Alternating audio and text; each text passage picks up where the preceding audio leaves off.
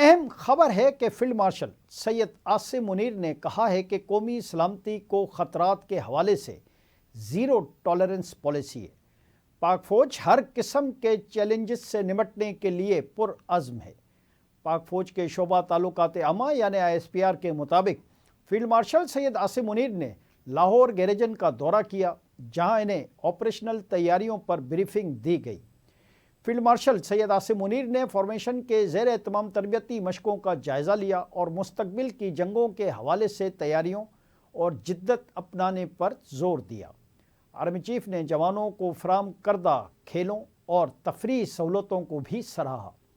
ISPR کے مطابق army chief نے CMHS لاہور میں ہائی کیئر سینٹر کا بھی دورہ کیا، جہاں انہوں نے طبی عملے اور انتظامیہ کی خدمات کی تعریف کی۔